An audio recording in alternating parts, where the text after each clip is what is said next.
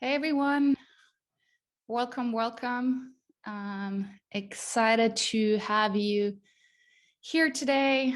Welcome to Decoding the SEO Success Secrets of Canva. This is going to be a live presentation. We're obviously in Zoom here. You're welcome to leave your camera on. You're also welcome to pop a comment in the chat and let us know how you're doing today. Are you boiling in the heat? Are you happy where you're at? Oh, Andrea, beautiful to see you. It's been a long time. You have a crazy background going. Excited to have you here today. Let us know where you are, Andrea, because I know you're always in the best spots. And so would love to learn. Please feel free to introduce yourself, but also throughout the webinar, feel free to write questions at any point in time. I'm keeping an eye on the chat. I also think these webinars usually get better with your interesting questions, and would love to get to know you. If this is the first time you're joining in, you have made it to Decoding SEO Success, where we break down the SEO strategies of popular software companies so that you can deploy them yourself. And the idea behind it is that it can often be more interesting to look at a case study or example versus just looking at a guide. And so this is what we're aiming for, and what we're going to be discussing today. And sending obviously greetings to Italy, but also to Heidi in Nashville, where it's super hot as well. We're aiming for 38 in Berlin tomorrow, so that gives you an idea. All right, why are we discussing Canva today is I popped a question on my LinkedIn 2 weeks ago. I asked which software company do you want me to look at? And even though I think Canva is kind of like one of the OG winners in SEO, I think a lot of you still been interesting to learn how they do it. And so this is what we're going to be doing. Greetings also to Greece. Magical Greece. My name is Viola. I run a digital marketing agency called Flow SEO, where we focus on SEO for software companies. Our last few webinars have been more focused around HR software companies and e-learning companies, which we predominantly work with. But since we're all marketer and we love MarTech and we love design and we love tools, I think it makes only sense to talk about Canva today as well. Yeah, like I said, who are you? Are you in marketing? Are you in design? Where are you calling in from? That call for participation still stands.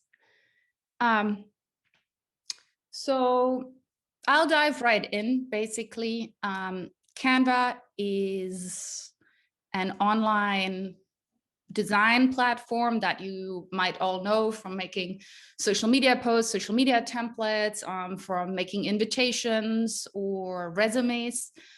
They've been founded in 2013. They're an Australian company.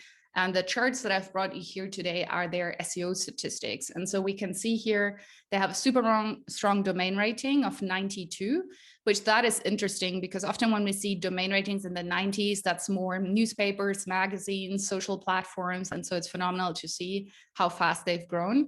And we can also see that this is obviously by the huge amount of backlinks and then over 5 million, almost 6 million in organic keywords that they're ranking for. And you can see that in the first few years, wasn't that much going on with their SEO 14, 15, 16, but then starting like late 2017, they really started to take off and have been growing consistently since then.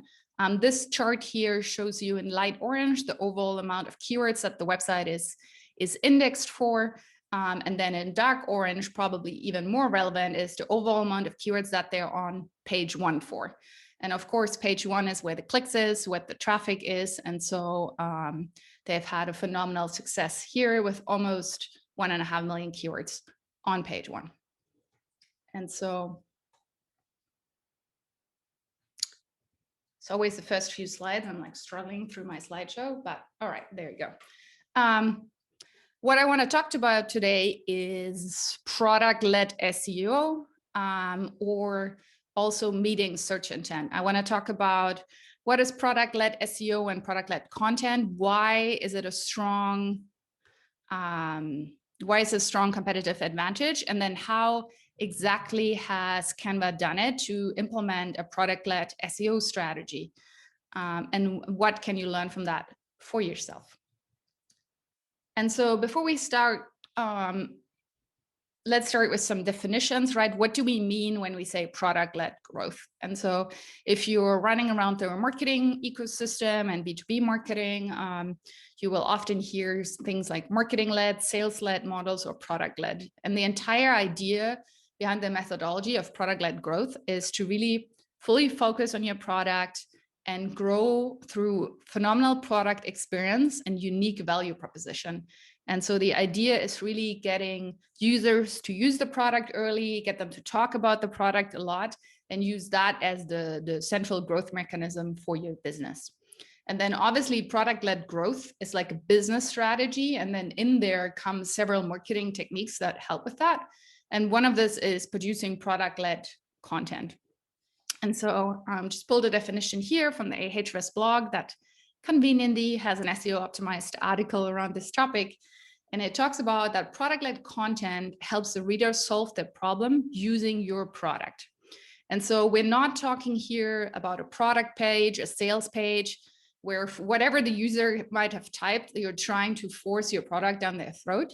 It is a matter of talking about a topic, educating a topic, and naturally weaving your product and its use cases into the narrative. And so I think that is a good definition, but what does it mean? Here's a couple of examples from the Ahrefs website of product-led content in the wild. And so Ahrefs is an SEO tool. And so they help people like me with keyword research, backlink analysis, etc. And so, for example, they have an article that ranks for long tail keywords. What are long tail keywords? How to get traffic from them? And then you can see in there is a section saying how to find long tail keywords.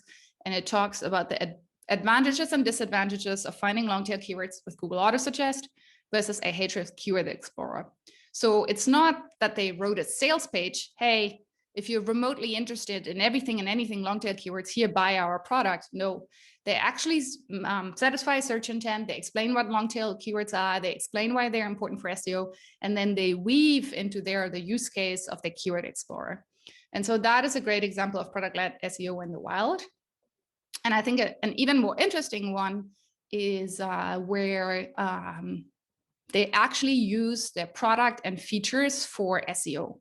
And so you can see Ahrefs ranks in the top position for rank checker, backlink checker, and SERP checker. And so you can see the search intent here is people wanting to understand the performance of their website. They want to see how the keywords are ranking. They want to see how many backlinks they have. And what typically an SEO would do is just throw up a 5,000 word guide in which it explains you that it is good to use a keyword rank checker, but it will never give you the actual ranking of your keyword. And so this is a good example of product-led SEO in the wild, is that when you type in rank checker, you go to this page on Ahrefs, you're actually getting a rank checker. And so you're actually providing value for the user. They're starting to use the product. They're starting to use to get touch points with it. They're starting to like it. They have the opportunity to work with it, to refer it, to come back to it, to upgrade. And that is a very, very different approach from a marketing first approach where you only have the content. But it's also a very different approach from a sales-led organization where you need to talk to someone in sales or business development to see the software.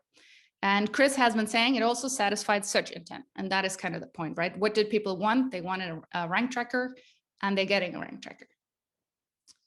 But we didn't come here to talk about Ahrefs today. We came to talk about Canva today and how they have done product-led content well. And so let's just quickly clarify, when do we have an opportunity to weave our product into content? So there, a thought process could be, whenever we decide on a topic, how easily will it be for us to place our product within the content? And so basically 0 is there's absolutely no way to mention our product in the content. And so Ahrefs is purely an SEO tool. If they would publish an article about social media marketing, there's no way that they could be, talking about their software in a logical way. Marketing ideas, again, you could roughly touch on that. You say, okay, SEO is a marketing strategy, optimizing your SEO is a marketing idea, but it is pretty abstract. And then perfect fit and a perfect opportunity for product-led SEO would be when your product is an irreplaceable solution to the problem. And so their example here is how to rank better. And so basically the framework that I would like us to think about when we think about implementing product-led SEO is, what does your audience care about? What are they trying to do? What are they trying to achieve? And where is your product an irreplaceable solution? And where could you give them a taster or a use case as part of the narrative when you're creating the content? What are some of the advantages? Is like, one, you get your audience to interact with your product. You satisfy their need and their search intent. Potentially generate product qualified leads as they're starting to use with the software or starting to sign up. You do have the opportunity to generate word of mouth and referral. Thus, all in all, it's a strategy to acquire new customers and retain existing customers. But specifically from an SEO perspective, it is interesting because you're in a way future-proofing your SEO by meeting search intent.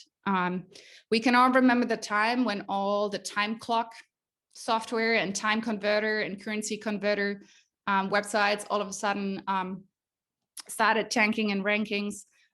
We know that Google is dramatically trying to improve the search results with videos, images, featured snippet. And so Google's aim and goal is really to understand search intent better and serve the appropriate type of content. And yes, today SEO is still very much about keywords, about word count, and more often than not, it is helpful to write a long article. But if we think about the future and where Google would like to be heading with understanding search intent, we can see how an actual rank checker satisfies search intent much better than an ultimate guide. And then lastly, a free rank checker is also something that people would like to link to. And so it's a good source of collecting natural backlinks as well. All right.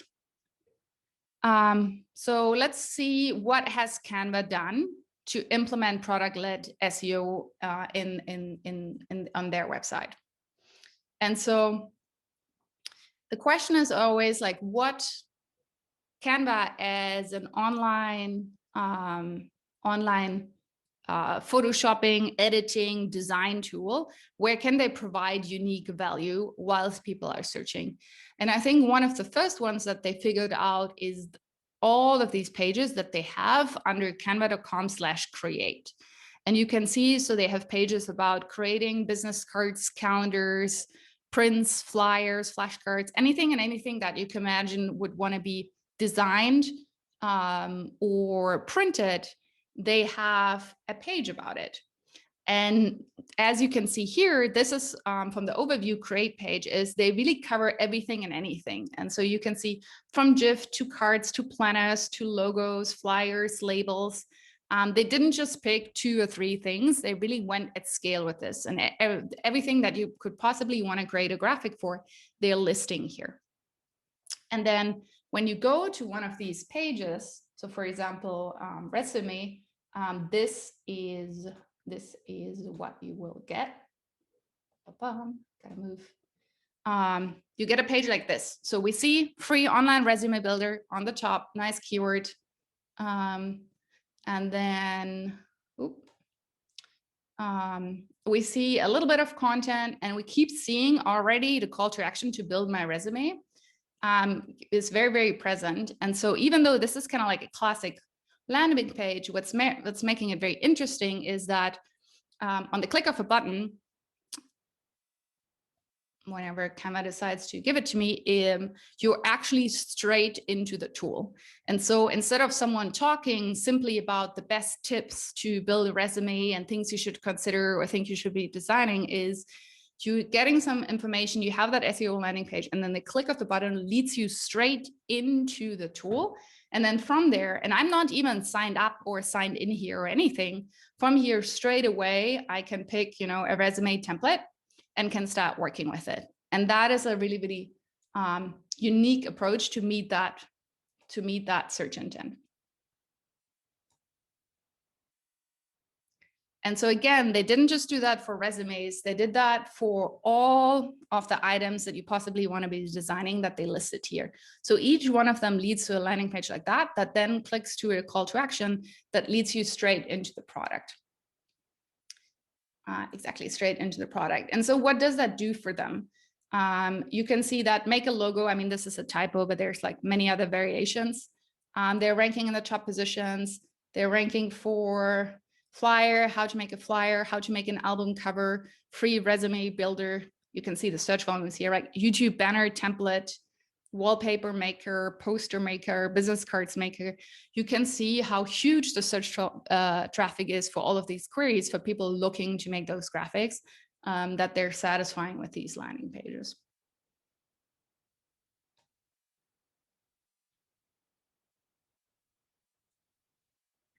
Yeah, I really wish it would not always, yeah. So what is the trick here is like, one, they're an irreplaceable solution and they're meeting search intent in the sense of, what do I mean when I say they're an irreplaceable solution? Canva is kind of like a tool that makes it easy to create graphics for people that are typically not graphic designers, right? If you're a full-time professional graphic designer and you want to make a poster, you probably have Adobe Illustrator or another tool and you're working in there. You might have some education in design and know how that works. And so most people that are using Canva are not deeply in graphic and they just want to get a good result done easily, right? They don't want to be overwhelmed with a wild interface that takes like weeks to study, like it might be in Photoshop or Illustrator. They want a practical solution. And so, of course, today there's competitors for Canva out in the market, but they were really one of the first to have a browser-based design applications that let you just make a good design on the fly, that it was very, very simple to use. And so again, using that product makes sense because it meets search intent so much better than a guide could. And so this, for example, for make album cover, one of the search results kind of like hovering on the bottom of page 1 and page 2 is this. It's your typical SEO content, wall of text, right? You're like, oh, your recording is done. You have the song, like, oops, you forgot to make your album cover. This is what I would consider like a classic SEO content, which is fine. I mean, it made it to page 2 because it has all the keywords and all the things, but it's not getting that user engagement. It is not getting meeting search intent as sophisticated as Canva can with actually, giving you the tool and the templates to get the job done and make your album cover on the spot.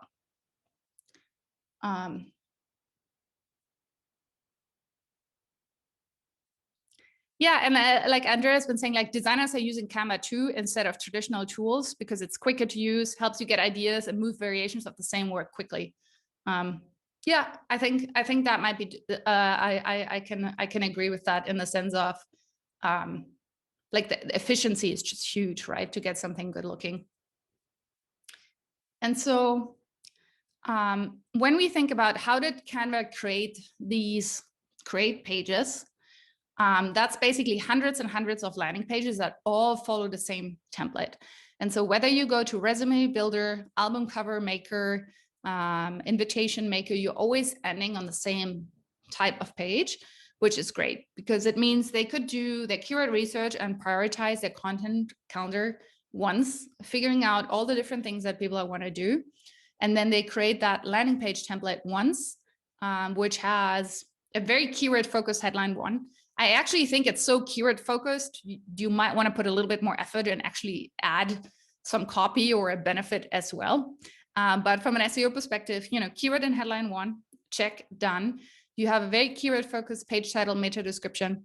They do actually add around 800 words of content to these pages. So not everything is strictly unique, but is quite there. They have product specific FAQ, and then they have that very clear URL structure that Google is really, really loving. And then basically they have the very prominent CTAs throughout the entire landing page that leads you into the product.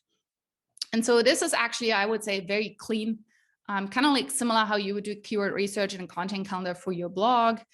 You could do a keyword research and a content calendar for these landing pages and then roll them out at scale once you set up that first template that is good looking and really useful. We did actually write a guide based on a past webinar this month. So if you jump to our blog and you read Decoding the SEO Success Secrets of Personio, here we talk about how they rolled out glossaries. But it is actually a very, very similar idea with having a very good keyword research, a very structured approach, and then a very good page template. And so if having this quick slide is not giving you what you want in terms of like, how should I proceed from there? If you read through this guide and see how Personio built the glossary, you will also learn how you can create your create pages or how Canva has done this. Because in many ways, I think that's like a simple form of marrying product-led content and SEO, because it is simply a landing page with a button that goes into the product. And so I want to talk about their second type of product-led content next. So again, they're an online design and publishing tool. So we already found when people are looking for maker, creator, etc., they're an irreplaceable solution. Where else can they be an irreplaceable solution? Someone has mentioned this in the chat. Who has mentioned this in the chat? Chris said template library, exactly. And so the second type of content that Canva has rolled out at scale are their free templates. And the question might be, what is actually the difference behind the create pages and the template pages? Is there a difference? And so I've looked what other people have said. And in the past, people have always said the difference between someone wanting create or make something is that this is someone who wants to create a design from scratch, while someone who's looking for a template wants to be adapting an existing template. And so that could have been the reason why Canva originally decided to split these two page types out instead of having them on one page. And so when looking today, I actually don't think it's all that true anymore, that these are really so different search intents. And so because if I look up birthday invitation template versus birthday invitation maker, most of these pages actually rank for both keywords. And so I feel like maybe the way Google understands and indexes its queries might have changed from when they originally set up this URL structure. But I do think that the maker and template keywords today could probably live on the same page. But the reason why it was split in the past and how other SEOs have looked at it is that they think there might be a slight difference in search intent between someone wanting to look for birthday card maker versus someone who's looking for birthday card template. And so they have these huge template library. And so here you can see invitation template, nice keyword focused headline 1. And then you can see it's actually a huge series of templates here. There's a little bit of text here, but then we go straight into templates. And so when you think about Canva's template library, you should be not so much thinking blog.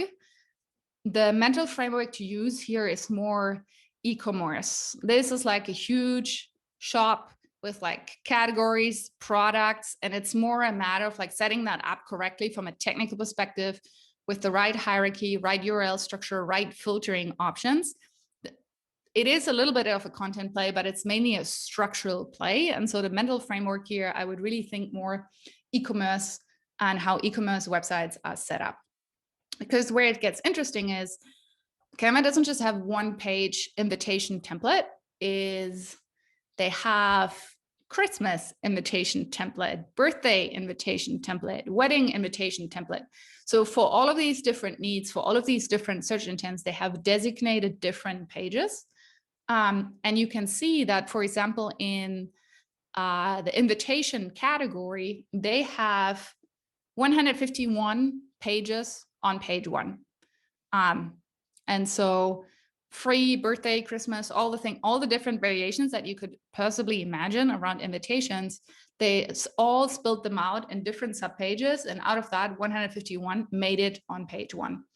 And what this does is that this parent page, invitation templates, has all of this supporting content, all of these child pages for all of these different keyword variations. And it just makes a very strong SEO silo. It makes a very strong categorization for SEO. And I think let's quickly have a look. So the way this page looks like, and again, I'm not logged in here. I'm not logged in here. Christmas invitation templates, and then a little bit of content. And then we have all of these templates, nice looking. And then boom, at the bottom, and this is why I've been saying e-commerce, this feels like a classic e-commerce play where you're slapping your SEO content on the bottom of a category page. They do actually have some keyword focused content on these pages as well. But then again, you can look at the template and then you can customize this template straight into Canva. And obviously it's starting to wanting me to sign up because obviously now I've been looking at a few stuff and I haven't signed up yet. Again, I'm not signed in and I have full access to the tool. All right.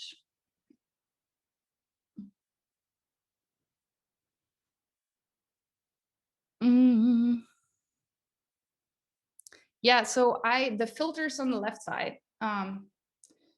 So this is, again, it's like, I'm not sure, depending on what you have and how many product you have and what is like the right decision to make is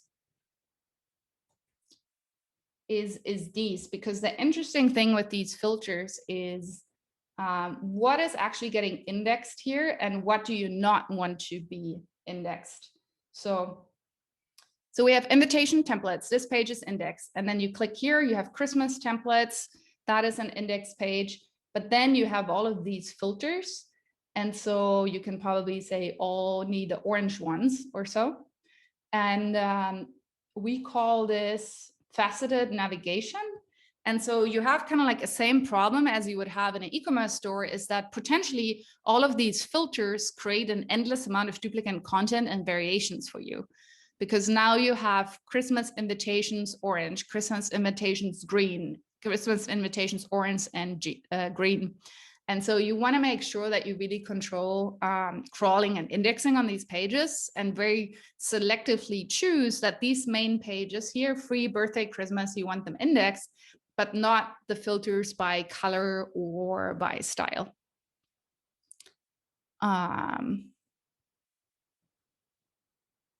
And so I don't know which plugin on WordPress would be good with that, to be honest. But yeah, so how would you go about creating a huge like template library like this? Is one, think about it more like an e-commerce store than a content play, and which means you want to consider indexing and you want to consider the faceted navigation. Otherwise, very quickly implementing a filtering plugin like this will produce huge amounts of duplicate content. Then you do want to create a page template. And again, you want your keyword focus headline 1, keyword focus page title, meta description. And you can see that on these pages, because they have a different intent, they are using much less word count because people don't want to see words with this. They really want to see templates on that. And they have all these previews and templates. And you can see here that they have a very clean URL structure where you have always the parent here, for example, invitations, and then the different specifications down here. And so you can see that, for example, the page title on the parent page is free and printable custom invitation templates, Canva. And then for the Christmas variations, it turns into free, printable, customizable Christmas invitation template. And so we're having that keyword in here as well. And so Ahmed asked, how do they manage faceted navigation? Like essentially they have, from what I've looked at, so they have, so they have the ones that on the top. So the ones that are by topic, by theme, they have them indexed. All of these, which again, 150 of these are on page 1.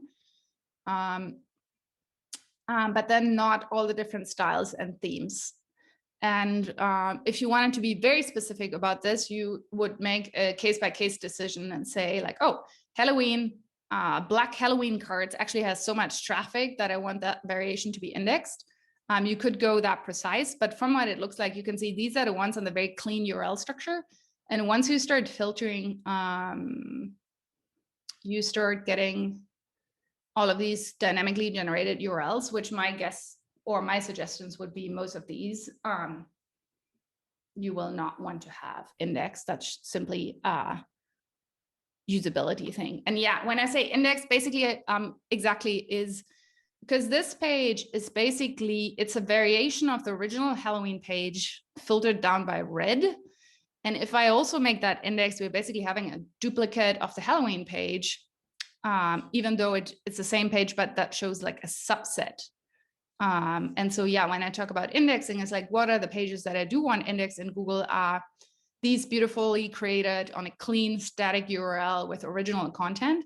And then the filters, I think largely would be a UX play and not an SEO play. And then think about this with an e-commerce store where you have like women's t-shirts and then sizes, colors, etc. You don't necessarily want all these variations to be available for Google. And then just quick reminder, I've been really focusing here on invitation templates, resume templates, but obviously a huge use case for them is, for example, social media templates. And so basically everything that I've just showed you with templates, they've also done for all these here templates and design the dropdown from the header. So they have Instagram templates, Facebook templates, Twitter templates, business cards, presentations, right? And so invitation is only one of all of these use cases and places in which we could be needing graphic design.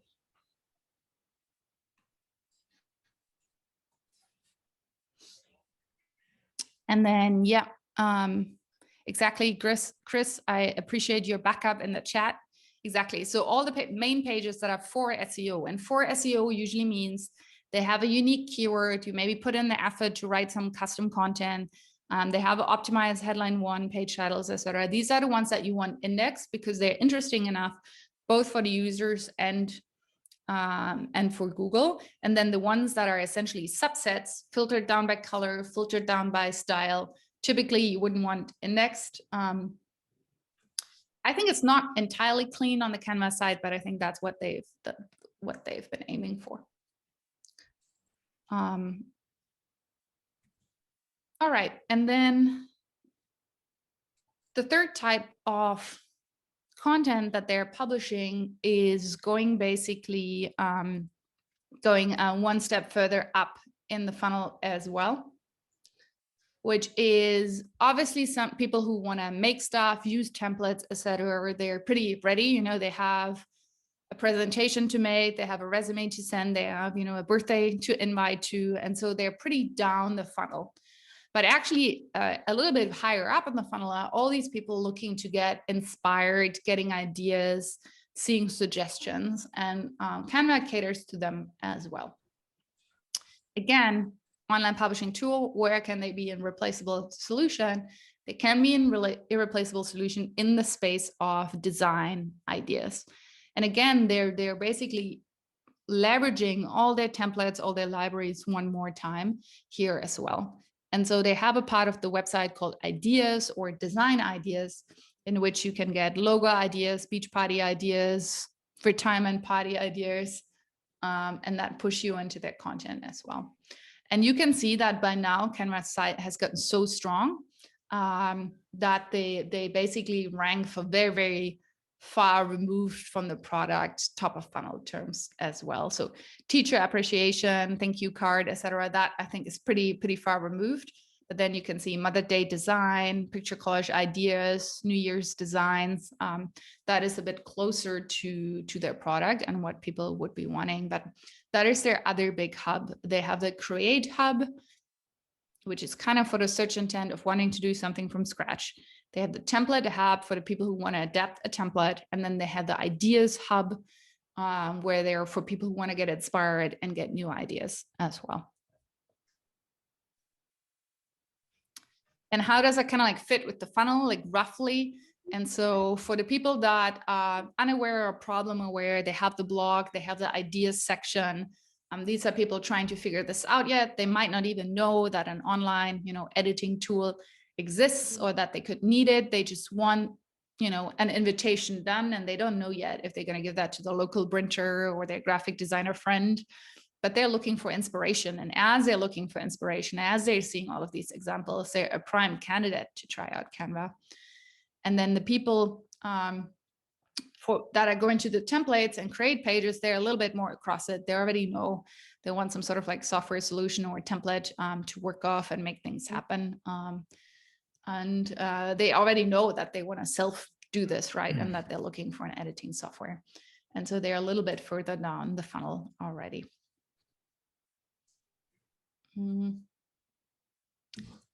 Shout out to Canva. I wrote here, always meeting search intent. And what I mean by that is that Canva also ranks for some other very top of the funnel terms that are related to design and making better designs.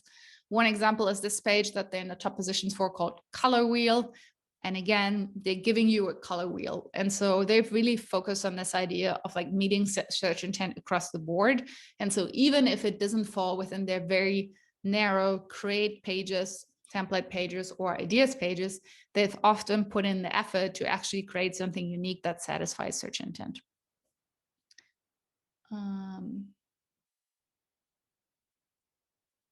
And so what is Canva really, really good at is, like I said, product-led SEO and leveraging the Canva product to produce content. They could have very easily tried to create hundreds and hundreds of guides for this, but they chose not to, right? They chose to put all their templates forward and available and leveraging that. And so they have much more creative content assets than blog posts.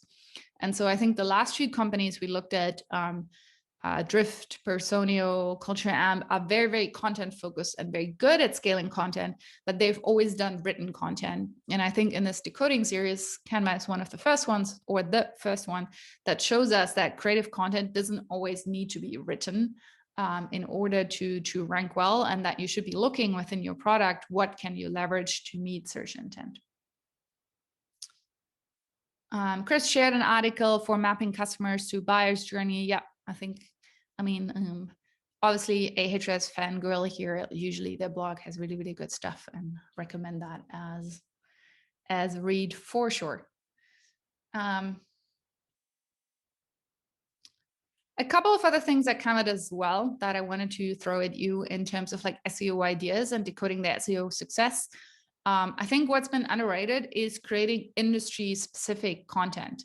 And so what often happens, what I see with our clients in the B2B space, is they fall on one end of the spectrum. It's like the one end of the spectrum is that they're very industry focused, very specific. They know their target audience very well. And they've only been writing these articles, but they might be repetitive or low in search volume, and they've kind of too narrow and stayed stuck in that specifically. And then on the other end is the spectrum is being purely guided by search volume and higher search volume. And that could end up with a lot of like top of funnel terms that gives you a lot of traffic, but not necessarily a lot of conversions. And so I just wanted to point out, which is not a huge part of Canva's site, but the part where they have content specific for their users, for their ICPs, for the industries that they're targeting. And so, for example, they have a sales page on Canva for agencies, which that makes sense. That is their sales page. But then they also created specific resource content, for example, for agencies. And then you can see specific SEO content there as well. And I really like that. I think I'm not sure how much they're pushing this right now. They only have a few pieces of content here. Then they have some for real estate and some for some other industries. But just wanted to highlight that is always an idea of being more precise, is tying your product to the industry of your ICP. And then remember how I said that Canva ranks for 6 million keywords almost. And yes, this is very, very largely to their phenomenal product-led SEO, to their create pages, template pages, and ideas pages. These have been doing a phenomenal job. But weirdly, when I looked up case studies and people talking about Canva's SEO success, most people have not been talking so much about the other thing that they're doing extremely well, which is translating all of their pages and SEO content. And so this is a screenshot from where is Canva actually getting their traffic from. And you can see that actually the US is not their biggest traffic driver. They're getting 7.8, about 8% of their organic traffic from the US. They obviously rank for a lot of keywords there. And they obviously have been hugely successful with doing what they've been doing in English. And then they realized, especially I think for a product that, you can largely use the free version. And then so they need people to upgrade to premium. So they need mass, to have premium users, that it will be a very good strategy to tap into other markets. And there's a lot of markets that love being addressed in the local language, being German. I know how Germans like content in German over English content, and we're not the only ones. And so Canva has been phenomenal at translating that content. And you can see that they rank super well in Brazil, in Mexico, and Indonesia, India, France, Spain, due to these localization efforts. And so when we talk about template pages, create pages, etc. I think here is the Mexican, like the Spanish version here on the left. They basically, even though they already have a huge websites with thousands of pages in their template gallery, they actually went through the effort of properly translating that, and they're being rewarded with extremely good rankings in these countries. And so when we talk about the size of the Canva website, is actually not everything that they're doing is English, and their huge success is also attributed to the fact that they have really good translations, and they have all these local variations as well that rank extremely well. All right. I kind of, someone asked a question about link building. We can talk about that a little bit. But basically this kind of like completes the things that I wanted to be presenting or highlighting, which is that product-led SEO is a really huge competitive advantage. And I think it's especially interesting to think about it if you have a product that is either freemium or low in price. So you need a huge amount of traffic to get a huge amount of conversions. It's a very different game from a B2B sales-led game, where even a small amount of traffic might give you huge deal sizes if it's the right type of traffic. If you have like a freemium, a cheap product like this, you probably want a huge amount of traffic to generate conversion.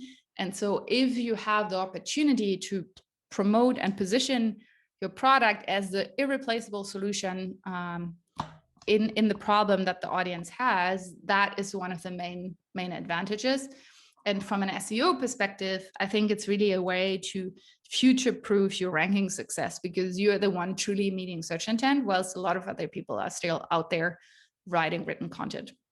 Now, granted, by now, a lot of Canva competitors have started putting out templates as well. Okay, I want to, obviously, we can always chat, but I wanted to address some of the questions that we have in the chat. All right, I want to put myself up here. All right, so someone, Chris, different Chris than before, says, in a traditional e-commerce site, would your product tags be like filters in Canvas and not be indexed? Not quite sure what product you're on, if you're on Shopify or WordPress, and how exactly that language tags is being used. Generally speaking, I would say product categories should be indexed. Let's say you have a kitchen appliance e-commerce store, you want fridge, stove, blender, you want these to be indexed. And then based on search volume, potentially you want some of your filters indexed, like blenders under €100. But that would be a case-by-case decision. But typically your filtering options, colors, price, etc., are strong candidates to be de-indexed, and really the keyword that you want to be looking for is faceted navigation and indexing. And so if you type faceted navigation and indexing WordPress into Google, I'm sure you're going to find a good guide on how to get that done. It's basically a matter of doing that within WordPress and then within Search Console as well. And then Cecile says, Canva has a very detailed navigation menu. What's the impact of SEO on updating one's navigation menu, adding categories or naming them? Is there a risk of losing SEO by the simple fact of updating? Yes, so one super strong ranking factors are internal links. And so if you want one of your pages to rank better, it's good to add more internal links from other pages to that page. And so one of the strongest places that you can send internal links from is your homepage. And so if you're linking from your homepage to a page, that is a pretty strong factor that this page is important. The other two strong factors are your header and footer navigation. And the header probably a bit more because it's higher up on the top of the, like when the caller comes, it's on the top of the text. And so there have been a time when SEOs would put everything and anything into the header and footer, and you would have these huge mega menus. While that makes sense from an SEO perspective, probably it's not necessarily good UX consideration or really state of the art. But generally speaking, Canva has that mega menu because it creates that really, really clean structure. And it's definitely something to consider. And when you decide to reduce or remove that menu, I would definitely monitor rankings after that. Same when you add a page to your header footer, I would definitely monitor rankings in the days after, because there's a really, really good chance that you'll see movements as a result of that. And then basically, what Canva does well, I might share my screen again. Let's see, get the slideshow away. They don't just have like the nice header, which is obviously great, but they also have these really great hub pages. And so not only is the header very structured, all of these create ideas and templates also have these very beautiful like parent or hub pages in which they link out to all the pages in there. And so this one, design-wise, is not so good looking, but this, my assumption is, it's not meant to be really used by the users as much as it's meant to be a tool to structure and send internal links from an SEO perspective. And you can see that on the create page.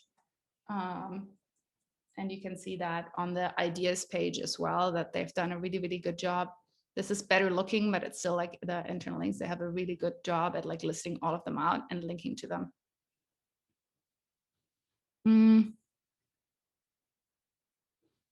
What would be some good examples of content assets for service-based businesses versus SaaS company? Yeah, Chris, I appreciate that question. And so one classic thing I will say here is that people, for example, for service businesses will often have tools, let's say calculator. I don't know, you're like interest rate calculator, labor cost calculator, overtime calculator. If you're maybe like an accounting firm, and then ideally that should really be a calculator, not an article around how to calculate it. Same if you do invoice template, that should really be an invoice template and not an article. Why an invoice template matters. And so whenever you think about people who actually want to utilize something, where can you actually give them, you know, what they want? And so, for example, CoSchedule, I think, are the ones with the nice invoice template SEO page. Or maybe not. I have to think about it. But the idea is, yeah, if you have an invoice template, you really want an invoice template. And so then you have a CTA to an invoice template. And even if that's a Google Doc or a spreadsheet, actually give people what they're looking for. And then you could still make the pitch saying like, look, spreadsheet is probably not the best way to do this. You probably want your accountant to do this, reach out to us. All right, Daniel. Link building, yes. So there've been a few articles around how Canva is doing link building well. So this is why I decided not to go so insanely deep on it today. I will pop something in the chat for you. And so what Canva really has prioritized is hiring a good link building team, and then doing a very good custom outreach. But I think the core at what this product-led SEO approach is about is having something that actually meets search intent, having something that is actually interesting enough to be linking to. And then it is kind of like unfortunate with SEO that you often only start getting natural backlinks once you're in the top positions. But the fact that they are now in the top positions for so many template and maker related keywords makes it that people also like link to them, when they're talking about this or when they want to refer them. And so it is once you're in the top positions, you will see more natural links coming in. And because they were the first ones with a really good answer to that search query, they originally got a lot of backlinks, which I still think with Ahrefs, with the example with Keyword Checker and Rank Tracker, that is also partly a link building strategy, because now they can be listed in all the free SEO tools articles, which they couldn't be listed for. And yes, Chris, they are 6 billion valuation. They're massive. They are really, really massive. Can I have some? Let me see. Do we have anyone else here wanting to ask something? Buyer journey, we talked about. Main pages. Yeah, in general, I would say, I think first is think about, if you do have a product business, how can you leverage your actual product for content and content production, like Canva has been doing, like Ahrefs has been doing. And then if you're not a product business, maybe think about where's your content constantly over promising and under delivering. And that might be a good way to start thinking about, like, oh, I should probably really start building a color wheel or an invoice template, because the SEO page that I have up now is not really satisfying the search intent. And I show you one last fun one is for kind of like the product-led approach is Trello's public boards. I don't know if someone remembered that we did a webinar on Trello once, but basically Trello allows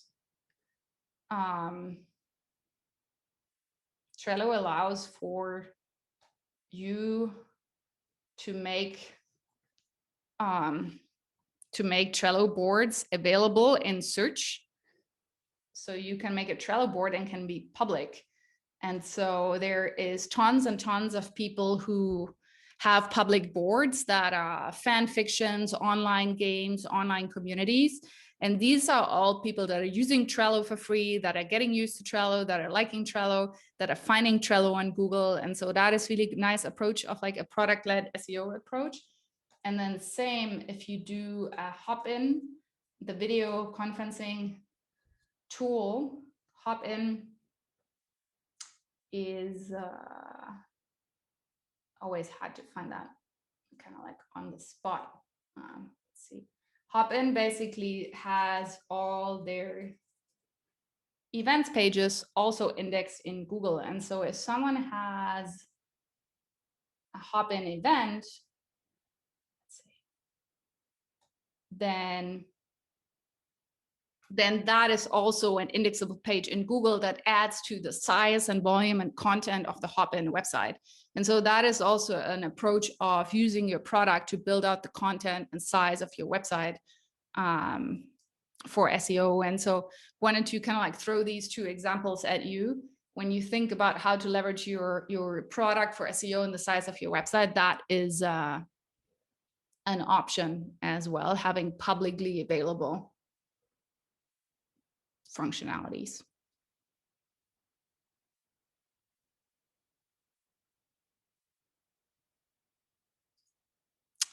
All right. I think if no one is super hungry for another question, my email is viola@flow-seo.com. We also have a blog. I also have a YouTube channel. In August, there will not be a webinar. We'll be doing a summer break and digital detox in August. So there won't be a webinar, but we'll be back kind of like with the back to school, September, October. We'll be back with the webinar series and decoding more SEO success secrets. But if I don't see you until then, you'll find the replay on my YouTube. We'll also write up something on the blog. And so you can always stay tuned there for more information. And then if you're not following me on LinkedIn again, this is where I'm sharing all this stuff. Obviously welcome there, but yeah, would love to hear from you, would love your feedback and kind of like see how you're doing with the things. And otherwise, I wish you a beautiful evening if you're in Europe, or afternoon and day if you're in the US. It was really nice to have you join today. Thank you so much.